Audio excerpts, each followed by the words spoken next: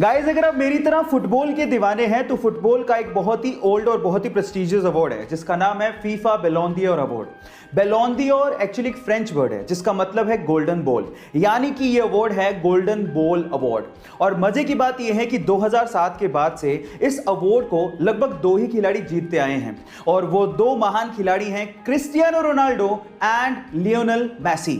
मजे की बात यह है कि लियोनेल मेसी ने इस अवार्ड को 2007 के बाद से 6 बार जीता है और क्रिस्टियानो रोनाल्डो ने इसे 5 बार जीता है। और 2020 में पहली बार ऐसा हुआ है कोरोना के चलते जब यह अवार्ड किसी को नहीं दिया गया। जब वो स्कूल में था तो स्कूल के कुछ बड़े बच्चे उसके साथ मारपीट किया करते थे, जिससे बचने के लिए उसने बॉक्सिंग जिम ज्वाइन किया और अपने अंदर की आग और जुनून का इस्तेमाल उसने मिक्स्ड मार्शल आर्ट को सीखने में किया। घर में पैसों की तंगी थी, इसके लिए उसने प्लंबर का काम ज्वाइन किया, लेकिन प्लंबर के काम में उसका मन नहीं लगता था। जब उसने उसे छोड़ने की ठानी तो घर वालों से उसकी बहस हो गई, जिसके बाद उसने घर वालों को कहा कि 25 की उम्र में मैं आपको करोड़पति बन के दिखाऊंगा। फिर उसने अपनी फाइटिंग स्किल्स पे काम शुरू किया और उसके बाद 2007 में उसने अपनी पहली UFC फाइट लड़ी और उसमें धमाकेदार जीत दर्ज की और उसके बाद उसने पीछे मुड़ के कभी नहीं देखा और आज वो पूरे विश्व में सबसे महंगा UFC फाइटर है। Yes guys, I am talking about the notorious Conor McGregor. Guys, यहां सीखने लायक बात यह है कि अगर आपके अंदर किसी चीज को लेकर जुनून हो तो आप जिंदगी में कुछ भी अचीव कर सकते हो।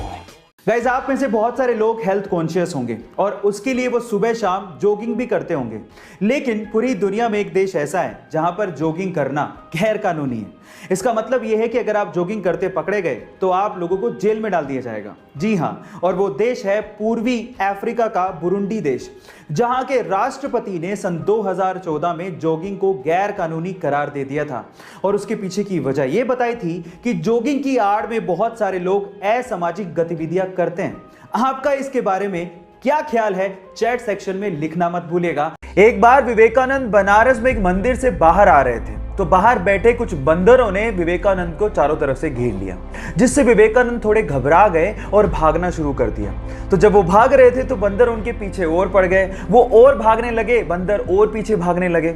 ये सब दृश्य एक मोंक बाहर खड़ा हुआ देख रहा था। उन्होंने विवेकानंद को कहा, रुक जाओ और इन बंदरों का सामना करो।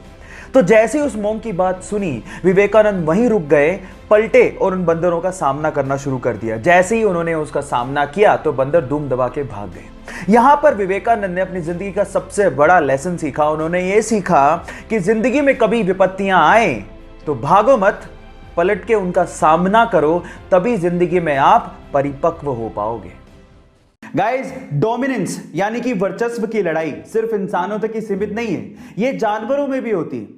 और मेल पांडा में तो वर्चस्व की लड़ाई एक अलग ही लेवल पे चल रही है। कैसे, मैं आपको बताता हूं। एक्चुअली सिर्फ अपने वर्चस्व को यानी कि अपने डोमिनेंस को दिखाने के लिए मेल पांडा हैंड स्टैंड करके टॉयलेट करते हैं, मतलब अपने हाथों पे खड़े होकर सूसू करते हैं। और मजे की बात यह है कि जिसके सूसू की धार या मार्क पेड़ पे सबसे ऊपर होता है, उसका वर्चस्व उतना ही ज्यादा माना जाता है।